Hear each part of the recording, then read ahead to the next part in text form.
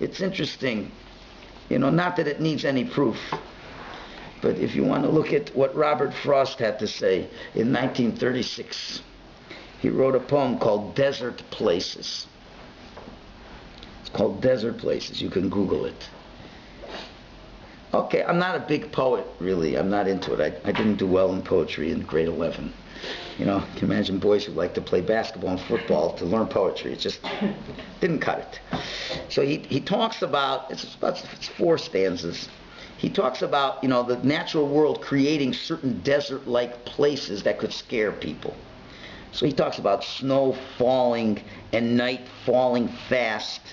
In a field I looked into going past, and the ground almost covered smooth in snow, but a few weeds and stubble showing last.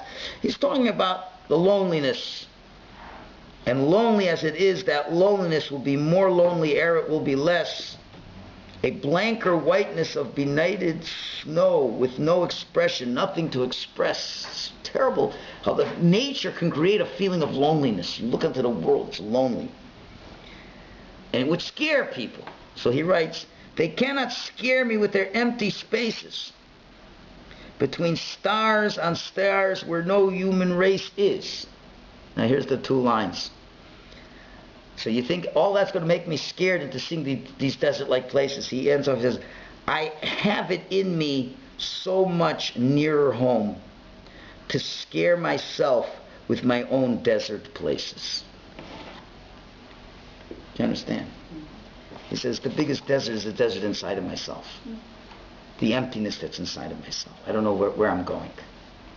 Right? So not that we need a proof from Robert Frost, but it's good to know that in a non-Jewish mind, that's feelings. He's bringing out feelings that he is feeling or other people are feeling. So this is what the Torah is dealing with over here. So after the sin of the golden calf, we need so much caring and reminders that Hashem is not outside your life. And night, which is usually the symbol of fear and concealment and terror of a godless world, to say that no, Hashem is there too. That was the message of the Mishka. So now you go to the 7th source. Ramban will now answer one of the questions of why these last 5 parshas are in the book of Sefer Shemos, the book of exile and redemption. Remember he asked that question? So let's look what he says. 7th source. He says in the introduction to Sefer Shemos, such an important introduction. He says, now the exile was not completed until the day they returned to their place and were restored to the status of their fathers. Meaning to say, who's that? The status of the patriarchs, Avram, Yitzchak, and Yaakov, Sarah, Rivka, Rachel, and Leah. When they left Egypt, even though they came forth from the house of bondage, they were still considered exiles because they were in a land that is not theirs, entangled in the desert. When they came to Mount Sinai and made the tabernacle, and the Holy One, blessed be He, caused His divine presence to dwell again amongst them, they returned to the status of their fathers, where the counsel of God was upon their tents. And they were those who constitute the chariot of the Holy One. In other words, that God's, how is the way, in other words, redemption is bringing things back to the way that things are supposed to be. And how are things the way it was supposed to be? The way it was with our forefathers. Avram, Yitzchak, Yaakov, they lived in a tent and God was in their tent. They lived this relation that God was the Borei Umanhig. He was not just the creator, he was intimately involved in their lives. And whatever Avram was doing, he was constantly doing with Hashem in his mind and happy to have Hashem being part of his life. And that's what it means, the Merkava, the chariot of Hashem. What's a chariot? A chariot is a vehicle that moves something. And they felt that they were the chariot to move God's presence into this world and make it more manifest. That's what was... Can you imagine living in Avram Avinu's house? You could palpably feel God in that house. That's the way it was. That's what Yitzchak grew up in, such a house. Yaakov grew up in such a house. Yaakov and his 12 sons had such a home. When they came to Egypt, then it began to slide. But the way things are supposed to be, what was the optimal? Hashem, you're living totally with Hashem, intimately with you. Redemption means going back to that state. So he says, then they're considered redeemed. It was for this reason that this second book of the Torah is concluded with the consummation of the building of the tabernacle and the glory of the eternal filling it always, because now we're back to the way it's supposed to be.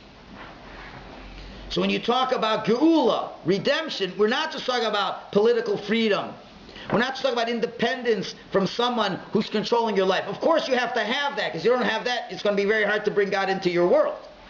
But the ultimate expression of redemption is that now Hashem is intimately in your life, in your building. To say that Hashem is in your home. So you got to look at your home. You got to say, is your home a place that God would feel welcome? What if there are things in your house that God says you shouldn't have?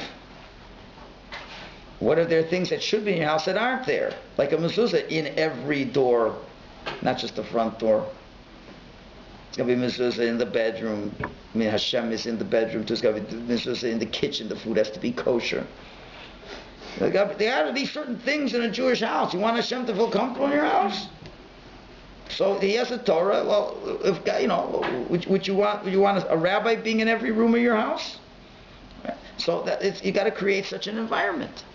So that is what the Mishkan was. Okay, that's step number one. Gewalt. Okay, now. What's the difference in a Mishkan and a Mikdash?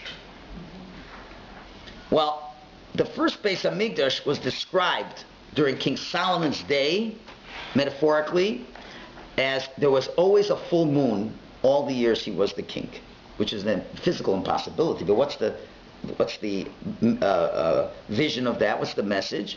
Is that the Jewish people had the greatest clarity in his time, the greatest peace. Even at night, which shouldn't be clear, it was a full moon all the time. It was nightless time of clarity in the days of King Solomon. Now, Hashem prefers to be in a hidden way, so to speak. So where Mishka needed revelation, where the Jews didn't believe Hashem was involved in their lives, during the first Beis HaMikdash, everybody knew God was involved in their lives. There was prophets, there was everything. So then Hashem retreats into the holy place. So the cloud of Hashem's presence was no longer visible to the Jews as a whole, but was in the temple. It was filled inside the temple in a modest, quiet place. Because the Jews did not need to be knocked over the head with God's presence anymore. They had seen and understood, and they had a clarity to know that God is involved in my life. He doesn't have to hit me over the head so much. Because remember, there's a big difference between living in Eretz Yisrael and living in the desert. Big difference between a Mishkan in the desert and a Beis HaMikdash in Yerushalayim in a time when prophecy is shining. So the Jews have always felt Hashem's presence through the prophets. So we don't need that cloud over the top. You don't need a fire at night. They all knew God is around. That wasn't the issue. But then again, so then what do you need a Beis HaMikdash for? It must be coming for something. So during the Beis HaMikdash time, people knew there was a creator, and they knew he was controlling the world, and he was ultimately involved. There were no Egel Hazov problems, no golden calf problems, but there still must be something missing, or you wouldn't have had to build a temple.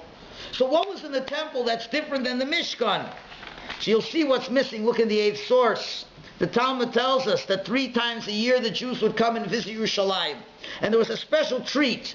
When Jews came to Yerushalayim, what did they do? What was the attraction? What was the entertainment? So entertainment was a few things. But one of the things is you would come to the Beis HaMikdash, and there was a curtain, a parocha, separating the holy area of the Beis HaMikdash and the holiest of holies. Nobody could enter the holiest of holies. Matter of fact, you can't even enter the regular Beis HaMikdash, regular Jews. But you could look outside, the door, front door was open, and go look all the way in to the curtain. Then they would once in a while, on these holidays, they'd move the curtain away. And on top of the Holy Ark were the cherubic-like figures. And you saw the cherubic-like figures miraculously hugging each other. We know that when the Jews did not do the will of Hashem, they'd have their backs to each other. But when they loved each other, they'd be hugging each other.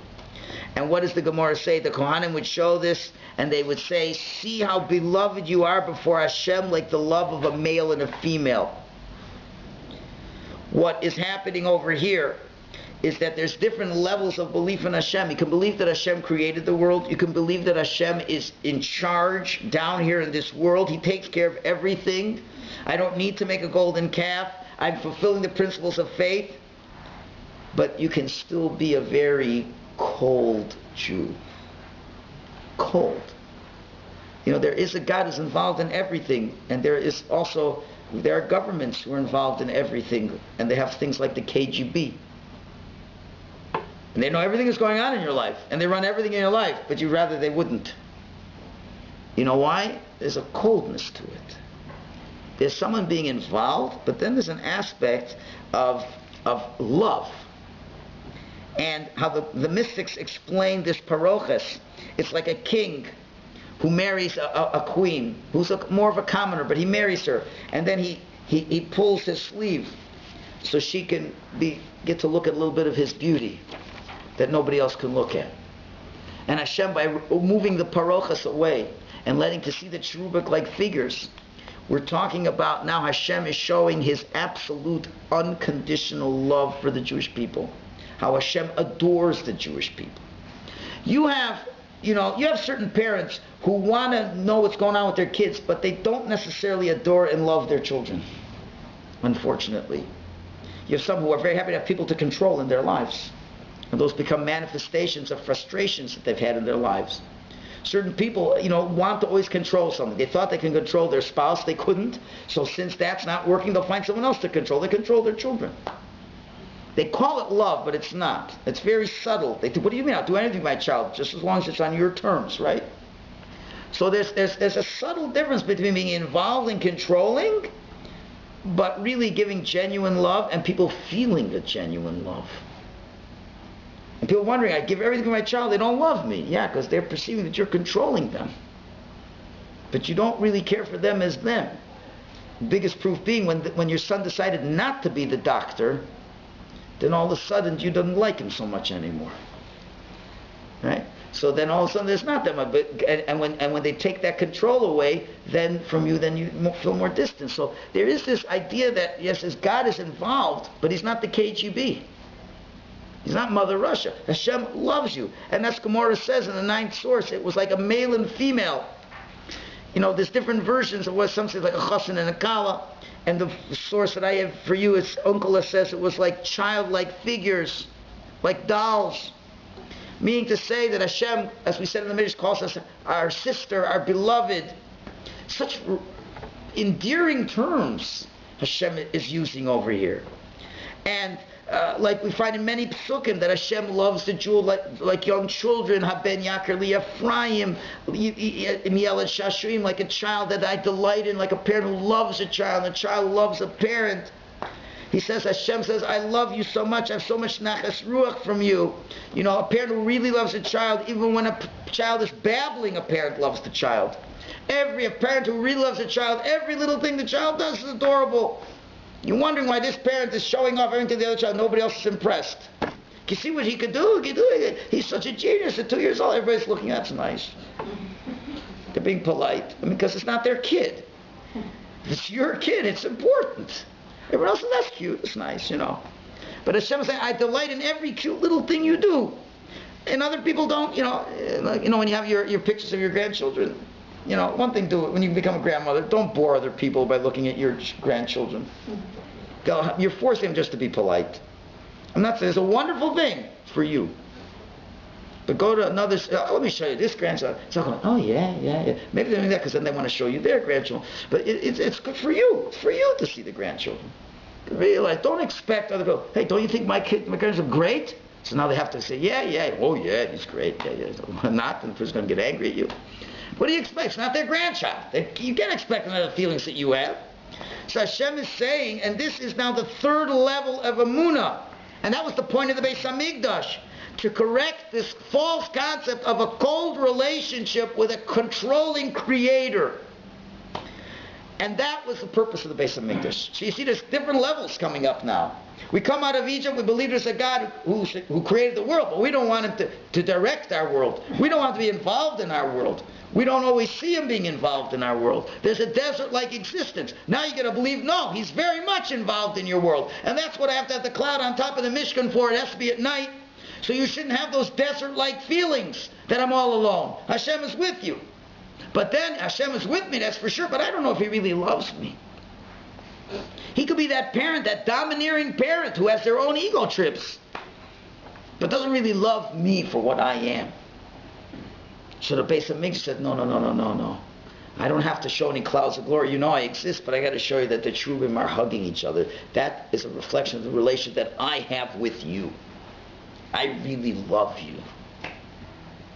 That was what the Beis HaMikdash, first Beis HaMikdash, had to show. But now we come to the second Beis HaMikdash. That first Beis HaMikdash got destroyed. Right? That first Beis HaMikdash, it was the most amazing spectacle of overwhelming love that Hashem had for us. It was unbelievable. But then that Beis HaMikdash was destroyed, and all that was left now, not God's kingdom, but the Jewish people's kingdom, and an impoverished kingdom it was. And when the people returned to build the second Beis HaMikdash, people were crying because they remembered what the first Beis HaMikdash was like. The first Beis HaMikdash had the divine presence there inside. You had the ark, the cherubim in there. But with the second Beis HaMikdash, they didn't have that anymore. You had animal offerings. But the divine presence wasn't clear anymore. You didn't even have the cherubic-like figures anymore. We now are reaching the fourth and final and most difficult level. What was the lesson? So there's a similar story that can maybe make it a little easier to understand. You know, on Sukkot, we know there's a concept on Sukkot of the 7 celestial guests. The 7 shepherds. Avram, Yitzchak, Yaakov, their presence comes into our Sukkah. So there was a great tzaddik, the Ohev Yisrael, Hasidic Rebbe. So when he would come into the Sukkah, he would talk to the 7 shepherds. He would talk to them and says, no, Avram, welcome in. Here, Avram, have a seat.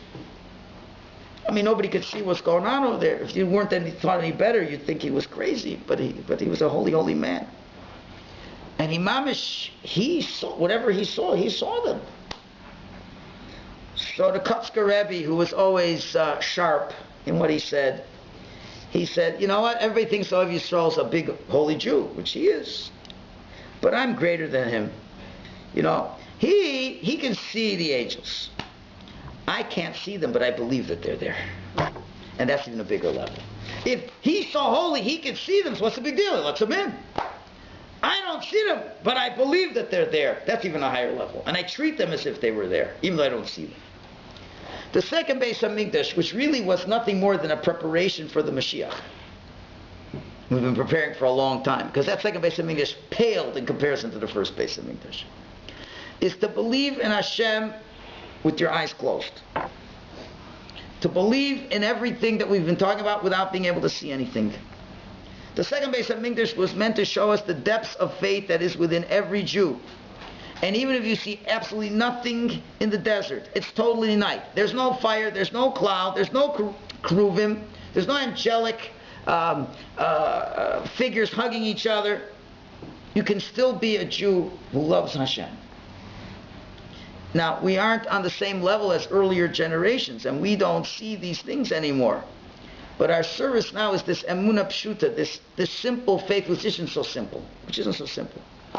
The holy Rishna Rebbe said years ago, he says, in the days before the Mashiach, if there will be a Jew who believes in God and merely keeps Shabbos, learns a little Torah, washes Negelwasser, says Moda'ani, such a Jew in those days will be so great. He says, you know how great? And he pulls his payas. He says, as great as me today. Now, this was said hundreds of years ago. And now you can understand it.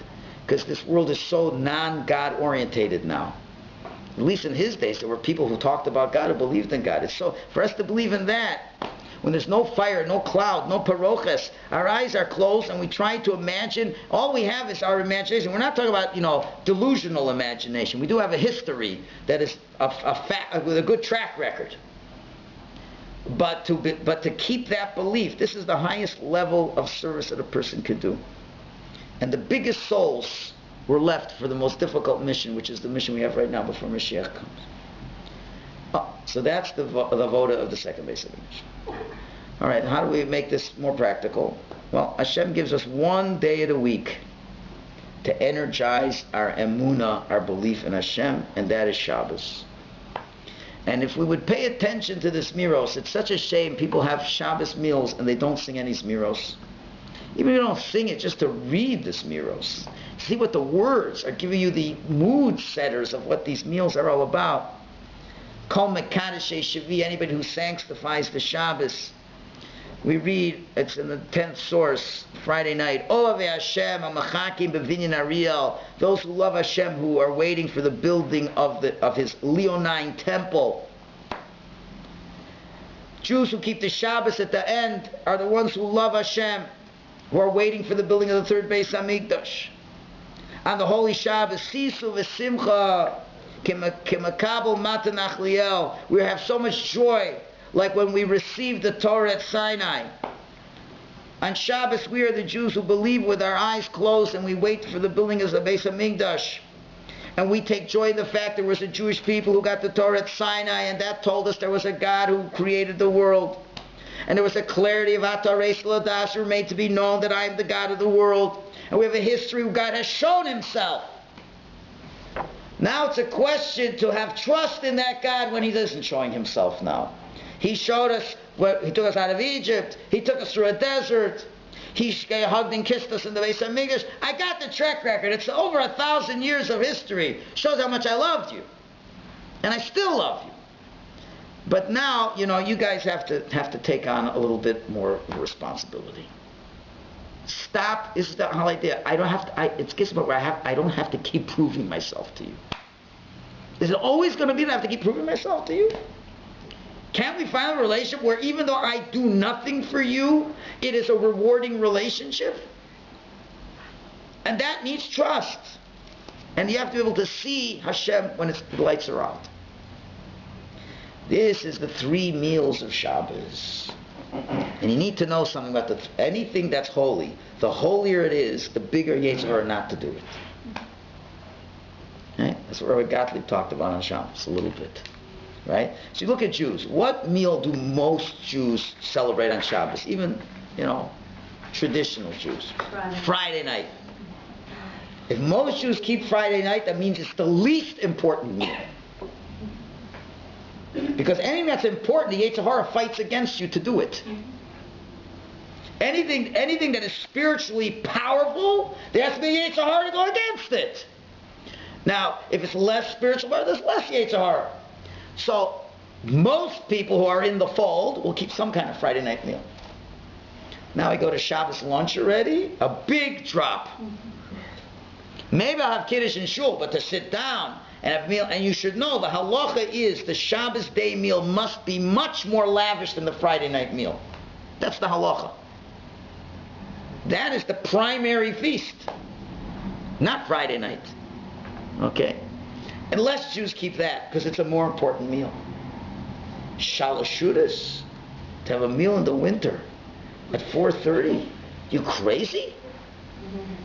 That is the holiest of the meals. And therefore the Yetzer Hara will give you every reason. I'm tired. I had a hard week. After all, last night, Friday night, I only slept 10 hours. I got up at 10 o'clock. I only slept 10 hours. Hashem should have. I have a problem. I'm not sympathetic to people who are tired. If I get 7 hours of sleep Friday night, I'm a new man. I said, whoa, I've slept for a week. People sleep 10 hours of sleep. So then, and so come home from shul, you got to go to sleep. We'll sleep it out till Shabbos is over because I got a lot to do Saturday night. You only know it's the Yetzer Hara. He knows how important. If you keep that Shalashudas, Right, so let's look at what these are. What's Friday night? Let's go through. We go through what the temple is in place. Shabbos is in time. Shabbos is you walking into the temples, but we have different temples. You have the Mishkan on Friday night. The first temple, Shabbos morning, in the second temple at Shal Shudas. Meaning what? We have to go through each level. So Friday night, and it's called in source 11, before Kiddush, we always say, Askinu Sedusa Demei Menusa. I'm preparing the meal of faith. These are meals of faith, not meals to gain weight. You have to understand, people don't get it. They don't get it. People are so not understanding Shabbos. It's this cultural Shabbos like the Goyish Sunday and the Goyish Thanksgiving. We don't get it. Our Shabbos puts any other non-Jewish celebration at a distance. Friday night, the meal is just the vehicle of faith in God. You got to walk out of a Friday night meal. I'm stuffed with faith in God. You don't get any calories from that. But that's what it's meant to stuff you with faith in God. Well, what do we do on Friday night? Friday night we stop working. We're busy creating the whole world for 6 days. Come Shabbos, I got to stop. Why? Because God was the creator and he stopped after 6 days. God is the creator, but not just the creator. What did the first Mishkan teach us? He's the creator and the manik. He directs the world. He takes care of every single thing. Even your business with a client at 4 o'clock on Friday who says things better be ready for Monday morning or you're not going to do business. And Shabbos, you're not worrying about it because you know God directs everything in his life. And if you're meant to get the business, you'll get it, and don't wreck your Shabbos over it. If you're thinking about your business on Friday, you're being Machal Shabbos in your mind. If it's not actionable, can't punish you. But you've desecrated the Shabbos in your head. You have to believe he's the Bore. That's what the Mishkan was. He's the Bore Umanhig. He's the creator and he runs the show. So we stop working. Then we come to Shabbos morning. Now we build the first Beis HaMikdash. It's the Menucha of Shabbos where we say in this Miros, we say, Oz tisaneg el Hashem. Now I take delight in Hashem. It's not just that Hashem is in control. I delight in Hashem like the Chassan and Kala. It's like the Keruvim, the Parochas is moved away and you see the Keruvim hugging each other. Or to use your vernacular, our vernacular, what do you do if you really like somebody? Hey, let's do lunch. When you tell somebody, what do you say? Like, let's do lunch. What are you saying to them? Is it really the lunch? Does it matter where you go? I want to be with you. Isn't it when you say, let's do lunch? What does it mean? I love you. I want to get back to connect. You know, we haven't been talking to each other for a while. Let's do lunch. So Hashem every Shabbos says, let's do lunch. I'm too busy. I got other things to do. I can't do lunch with you. No, that's we're going to show our real love for each other. Where you're delighting in Hashem. Understand? And then we come to Shalosh Shudas, which is the second Beis HaMikdash, which is really the ultimate exile and waiting for the Beis HaMikdash to be rebuilt again. What's happening in Shalosh Shudas? The sun is setting, and even though we're Jews and we believe and we sing Mizmor LeDavid, when King David said, Gam ki elech begates almavis, even though I'm going in the valley of the shadow of death, lo yirah, I'm not afraid of any evil, ki ativ, because you are with me. Those are words that King David said in the darkest times in his life. And that's the aspect of not having the clarity of that first temple. Even the second temple wasn't so clear. And even though I don't see anything, and Shabbos is ending, what do I say? Ki ata imadi, you are with me more than ever. It's Shabbos. You understand why that's such an important meal? To express that to Hashem? And that's the HR doesn't want you to talk that way. Because I'll get you ready for Mashiach. So at Shalosh Shudas, it's called mystically Rava de Rava. The desirous of desirous, the holiest time of the week. And that's why the HR doesn't want you to have Shalosh Shudas. And then there's even something more than that, which is even less that people do. What's even less than that? Mulav Malka. I mean, you see it clearly. It's not a question. Mulav Malka. Some people don't even know what it is. To escort the queen out, Matzah Shabbos. It's another meal. Another meal. It is called the Suda of David Malka the Mashiach, the meal of King David, the Messianic king. And Reb Tzadok says, there's a verse that says, Hashem says, Matzasi David Avdi, I found my servant David. And the rabbis say, where? He found him in stone. I don't have the time to get into the whole story, but we know that Lot and his daughters thought that the whole world was destroyed when Sodom was destroyed. So they were involved in a relationship, to be able to have children. And who came out of that ultimately? King David was a descendant from this. And Hashem says, I found my servant David even in Stom, even in the darkest levels. Stom, the letter Stom, Samach Daled Mem, stand for Seudas David Malka Mashiach, the meal of King David. And what is that all about? David's whole life was the world of tshuva. Meaning that no matter what happens to you, you can still start again. And even though Shabbos has ended, and there's no Beis HaMikdash, and the Beis HaMikdash is destroyed, and you are crushed. And you know, King David was not supposed to live. King David was supposed to die at childbirth, and only Adam HaRishon gave him 70 years of life. And we say, David Melech Yisrael Chai V'Kayom. David Melech Yisrael lives and he exists. You can live even when everything else is destroyed. Shabbos is over. There's a sense of destruction. The holy Shabbos is over. People don't feel that. They say, oh, I'm so looking forward to Saturday night. I can go to this movie and that movie. You're so glad that the happy prison sentence is over. And we just don't understand what Shabbos is. Shabbos is the taste of the world to come, and you're losing that. Oh, it's terrible. That's why you have to have Avdol. You have to smell the besamim to revive your soul. But even though I lost everything, even if it's all destroyed, you can still, and you feel like you're in stone. Stone is totally destroyed. You can still start over. And that's what David HaMelech was all about. He taught us all how to do tshuva. The concept of Malava Malka means to hold on to Shabbos even after Shabbos is finished. Which really means, what was Shabbos? Emunah, faith. To hold on to your Emunah even if you think your Emunah is shot. That's why few Jews, you know, if you don't have a proper Malava Malka, and what are the themes of those songs? We talk about Al Tira Avdi Yaakov, my servant Yaakov, don't be afraid. We talk about Eliyahu Hanavi. Why do we talk about these two people? Because these people never really died. Mystically, they never died. Yaakov never really died. Eliyahu Hanavi never really died. And we try to connect to them. People don't connect to them, so how do you feel? How do you feel on a Sunday morning if you don't have any of this? Talk, everybody's dead on Sunday morning. Everybody's sleeping into who knows what hour. Sleep is tantamount to death. And therefore, if you don't have the proper Motzei Shabbos, you don't have Shabbos either. It's a big problem. Okay, let me just finish one last point. We have to start more on time. If we'd start on time, we'd finish on time. So just give me another 5 minutes. This is a beautiful idea. We tie in Purim and everything else. We'll get it all done over here. So these Shabbos before Purim, you begin to see what's going on over here. What's the whole idea of Purim? So Rav Hutner gives a beautiful analogy. To two people who were told that there's somebody you're going to see in the dark. You're going to see him in the dark, and you're going to have to be prepared to see him again in the dark. And that's your job, to find him later in the dark. You're going to see him now, and then you're going to be separated, and later you're going to have to find the guy in the dark. One guy had a flashlight, the other guy didn't have anything. So the first guy, he says, okay, who's the guy I have to say? He's over here. He takes the flashlight.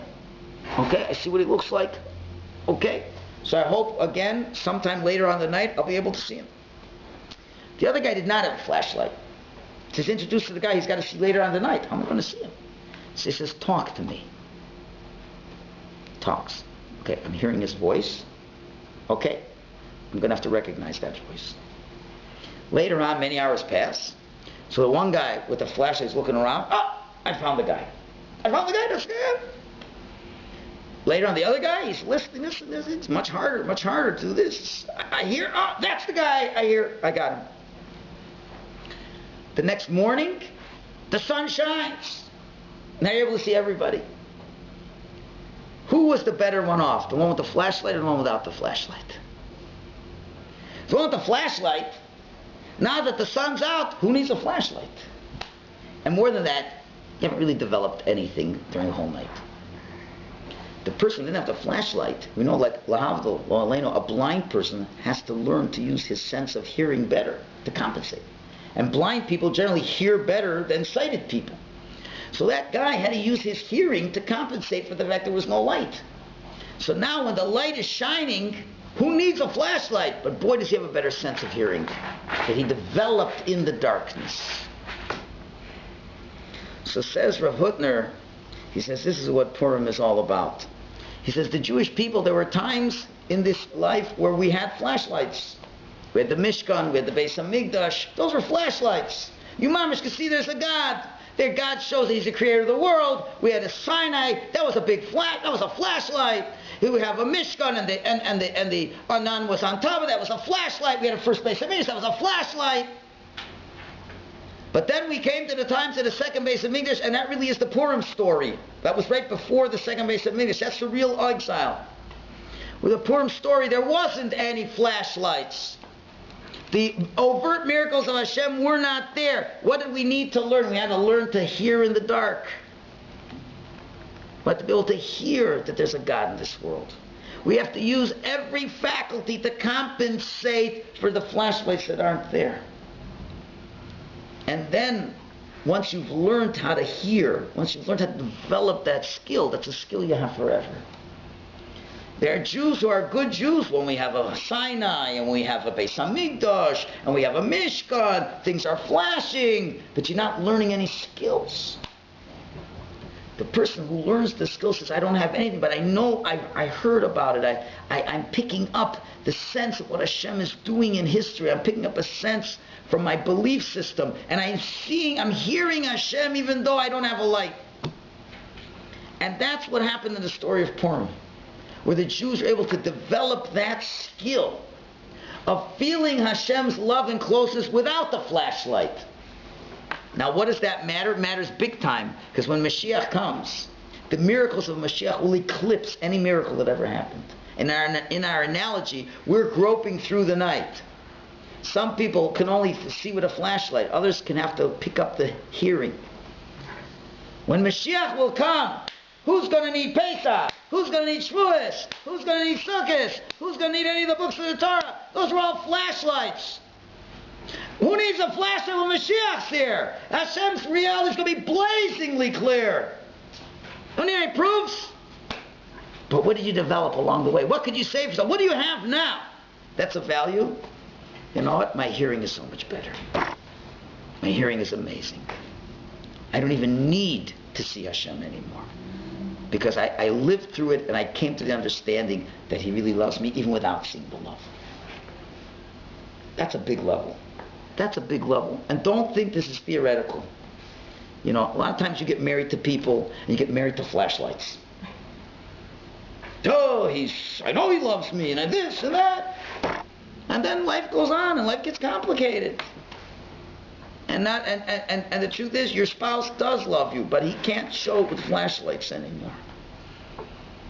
Maybe he doesn't have the good job anymore. Maybe he doesn't have the good looks anymore. Maybe he doesn't even have the good health anymore. But the love is still there.